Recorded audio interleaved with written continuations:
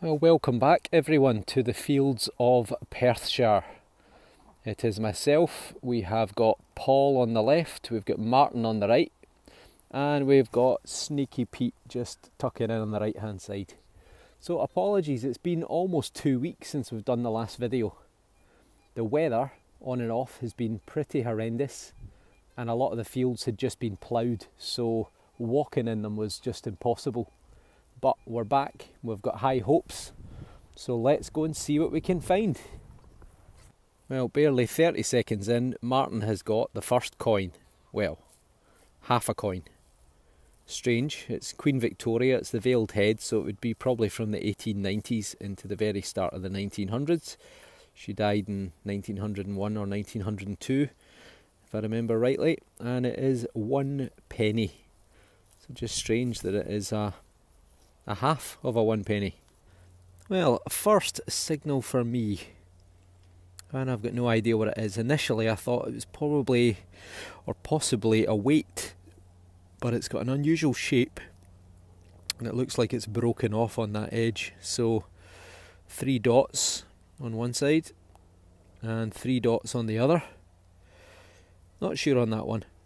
Got a bit of age to it, but could well be tractor related, but it is quite heavy. Feels like it could be bronze. Any ideas? Well, Paul has got himself quite a creepy looking item, but it is definitely a human form, and it looks like it might have a bit of age to it as well. It's flat on the back, so it's obviously been mounted on something. Could it be part of a... It can't be a crucifix because his arm is behind his head, so it's definitely not Jesus on the cross. But that is quite creepy. So it looks like it's got a fitting just in the middle there, and it looks as if there's a little hole at the top just above his head. That could have a fair wee bit of age to it, possibly. Well done, Paul. Could it be medieval? Let us know in the comments. Well, I'm back on the bronze. Some sort of a handle, a fitting. Date-wise, don't know, probably not that old. 1850s to 1950s, give or take. Just a few feet away from the last signal, and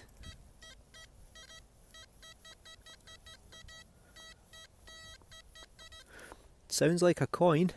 Well, I was wrong. It's not a coin. It looks like another big bit of bronze, but I've got no idea what it is. It's kind of tapered around this edge. On the other side, it's flat, and it's got this sort of V-notch at the top and a little point at the bottom. Any ideas what that could be, folks? Well, this one didn't sound the best, but I think we might have our first coin.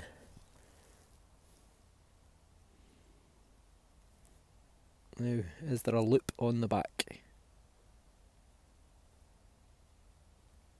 No, there is not. We have our first coin. It looks like it's Georgian. Can't really see any detail on that at all. Quite thin. Uniform in shape. I think it's probably going to be George the Third, but let's give it a wee rub-a-dub and see if we can get any detail. So this is the reverse. I can just kind of make out a little, there's a little line runs along the bottom there, that's where the date would be. And I can just kind of make out a figure of Britannia, but on the other side, it's come up a little bit better. Give it a wee rub there, there you go, look. You can see a head looking to the right, there's his nose, forehead, and his hair. And I believe that that is George the Third. So that's going to put it sometime between 1760 and 1820. George the Third was of the House of Hanover, and famously he lost his mind, and following the Boston Tea Party he lost the American colonies. So another one worth a dig.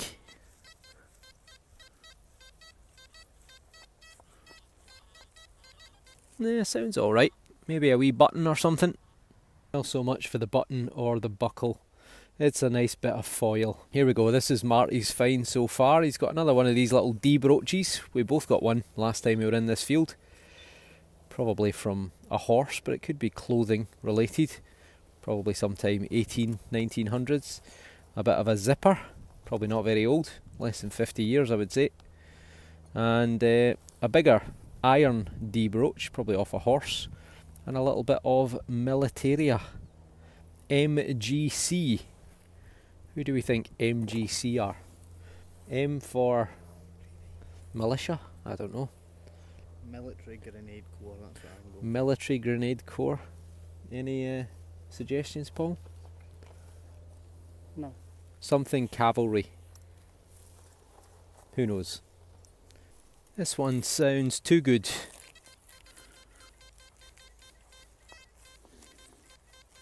Which normally means it's either aluminium or aluminum or silver. Let's see what we get. Well, it was neither aluminium nor silver. It was basically just a millimetre under the surface, which is why it was so loud. It is the remnants of a thimble. Someone with very small fingers, because that wouldn't even fit on my pinky if it wasn't squashed. You can see the top's broken off. It's been run over by the tractor, probably several times over the years. But it probably dates sometime 1850 through into the 1900s. Well, I've got another good signal here. It's blowing my ears off.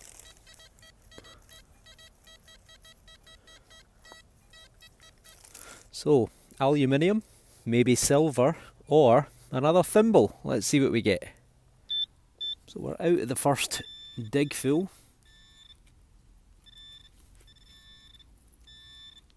Oh, that looks pretty round.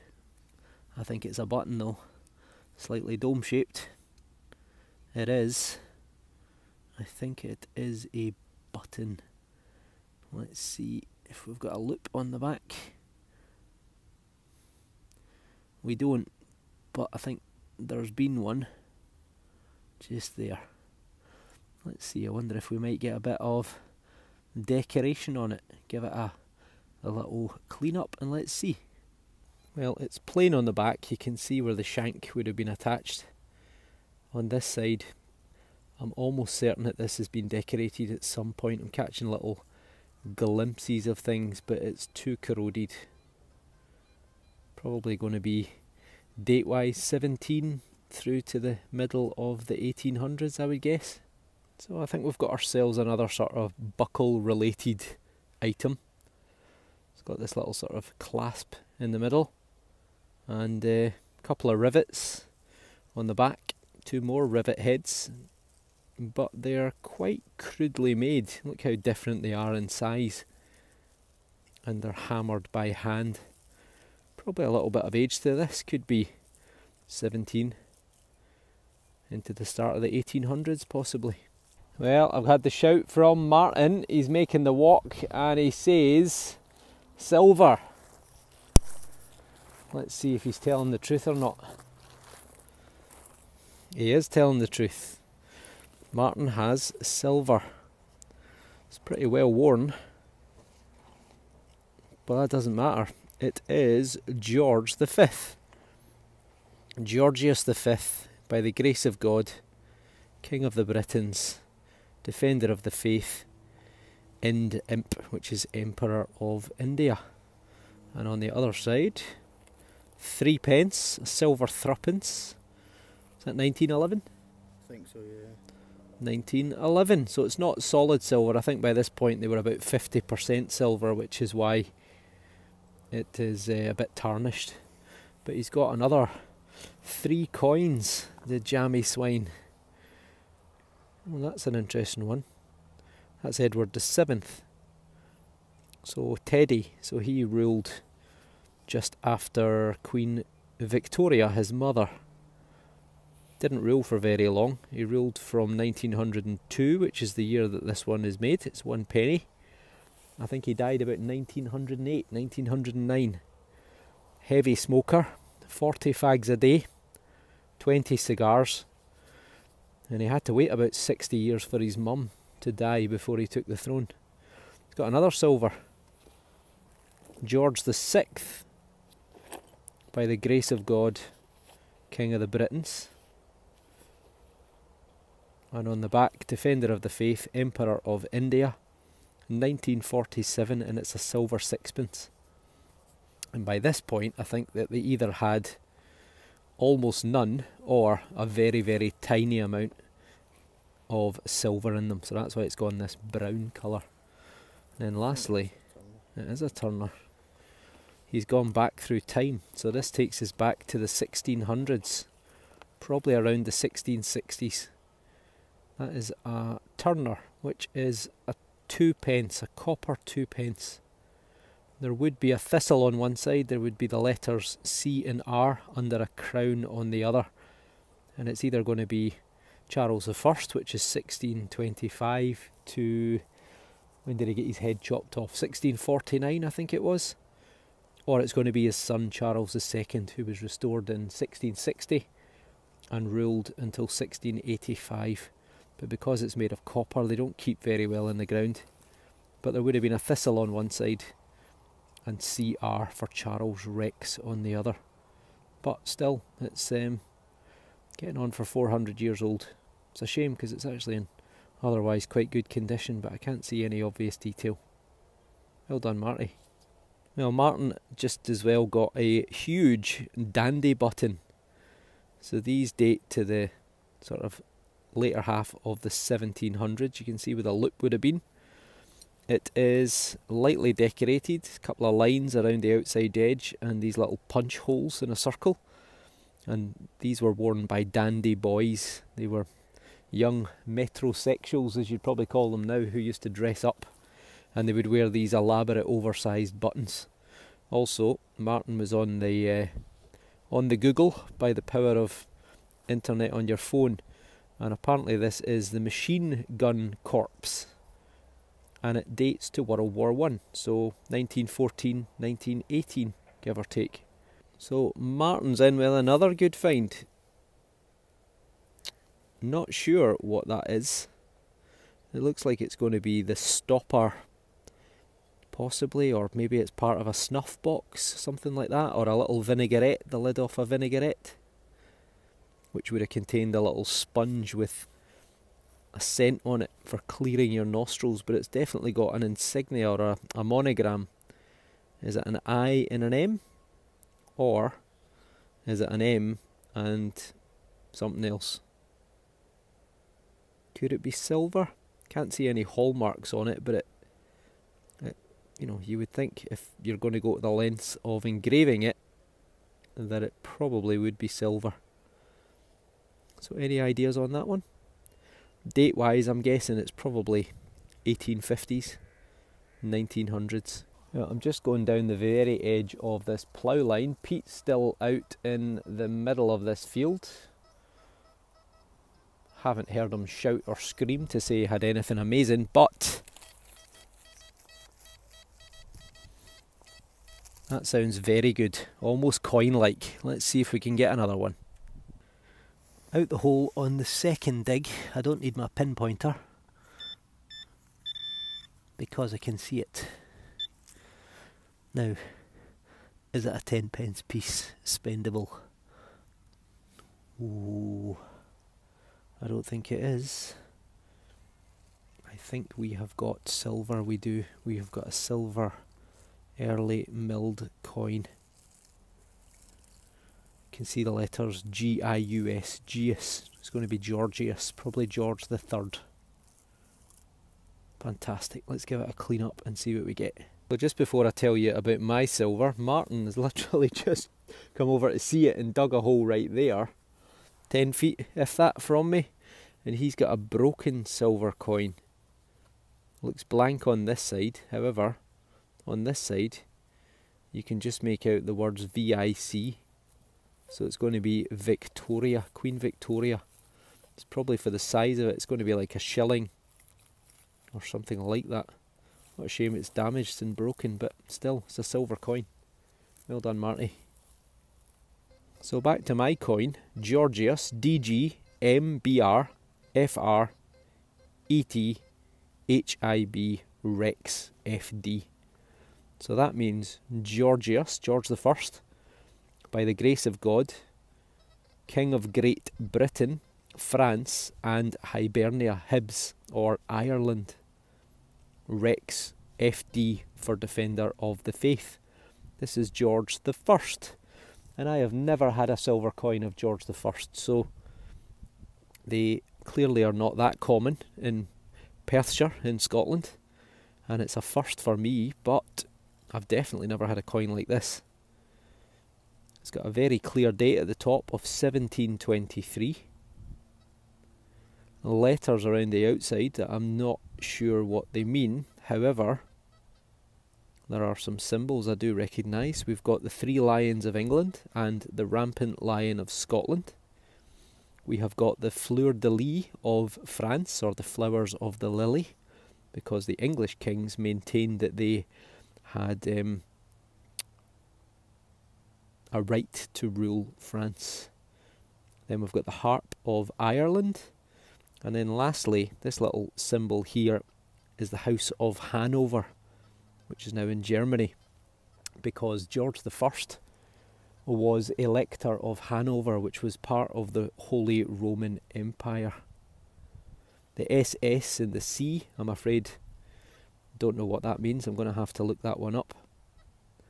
But this is George I, so he ruled from 1714 until about 1728 or thereabouts, 1726, something like that. So he was deeply unpopular, not just with the Jacobites and people in Scotland, but he was deeply unpopular with the English because he was the first of the Hanoverians, German George. He spent most of his time in Germany and not in Britain, and he also died in Germany, if I remember rightly. So he took the throne after Queen Anne died without issue, without children. And the Act of Succession, which was passed in about 1701 or 1703, was to prevent Roman Catholics from taking the throne. So it was actually George's mother.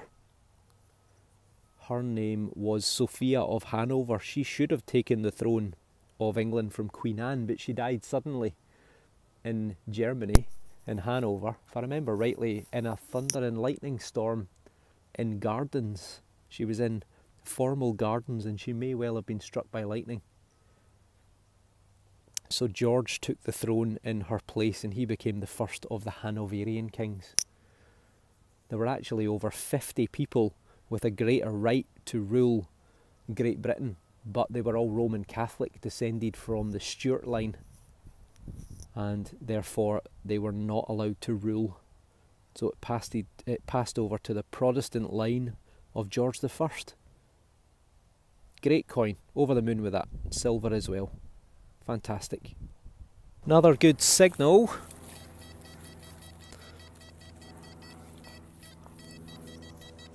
Could it be more silver?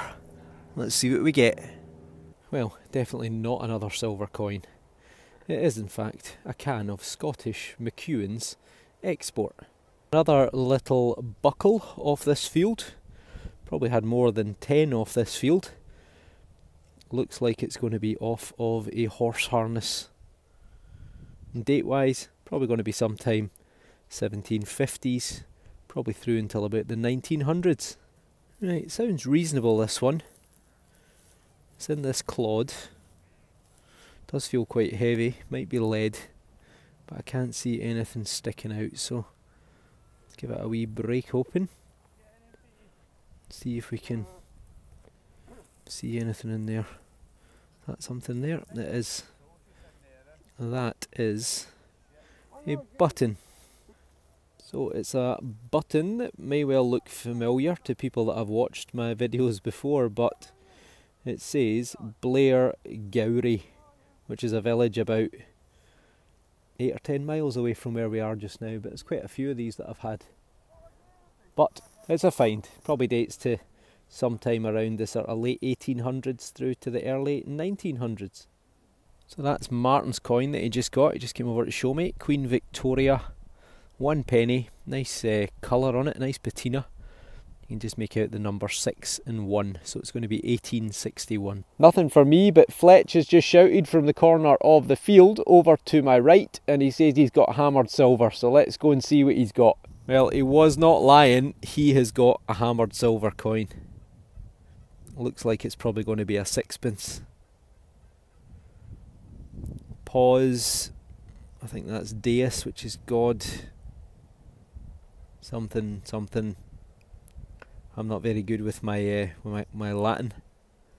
You've got the fleur-de-lis of France, the 3 lions of England, and the fleur-de-lis of France. No Scotland, no rampant lion. Which means it's probably going to be Elizabeth the First of England, and it is. So you can see Elizabeth down here. Just make out part of a crown at the top. She's well worn on the centre. But it would say Elizabeth DG de Gracia, then it would say England, France, et Hybe. So England, France and Hibs, or Ireland as it was known back then, Hibernia. There's a little rose or a little flower there in the centre, so that means it's going to be the Tower of London mint mark, I think. Is there a date? Date's normally at the top of the shield. There's a 4. Just there's a 4. The rest of it's rubbed off. So she ruled from, I think it was 1556 or 1559, something like that. And she ruled until 1603. So that means it's either going to be 1594, 1584, 1574 or 1564. So one of those 4 dates. And she was the Queen of England, not of Scotland. Her cousin, Mary Queen of Scots, was on the throne of England, who she had executed. Try and get out the wind a bit. And Mary Queen of Scots' son, James VI, would later go on in 1603 to become the King of England, as well as the King of Scotland. Great coin though, Fletch, well done. That is a cracker. So that one wasn't the best of signals. It was quite shallow, but I think we have got my first lead seal for a wee while. Probably an advertising seal rather than a Russian one, because it's quite small. But let's give it a clean and see if we can get some letters. So it's definitely a lead seal. There is a bit of decoration, bit of writing, very difficult to make out. On this side, there's definitely a letter M on the left hand side. Beyond that, I'm afraid I can't really see any more detail. And I suspect it's probably going to be some sort of advertising token. 1800s, 1850s. Maybe a little too good, but then again maybe a coin. So it was just under the surface. It's solid, probably made of bronze or copper. And I've had a few of these before. I think it's sort of finials of furniture decorations.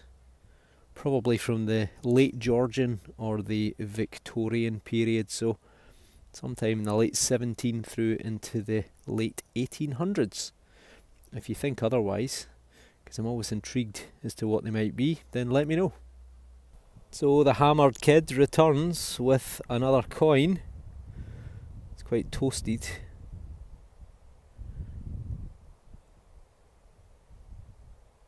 Can just make out a few letters at the side there. Is that? No, it says penny. Yeah, penny, so it's a half penny.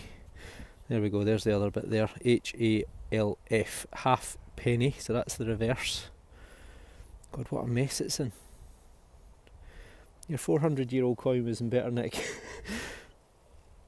I guess I'm going to say that's probably George the 6th or something like that. It's probably going to be maybe even George the 5th or Queen Victoria, but it's going to be in that sort of 1850 to 1950 sort of reign. Still, it's a coin. Well done, Paul. So Marty's just had a Victorian penny. This may well be my last signal. The light's starting to fade.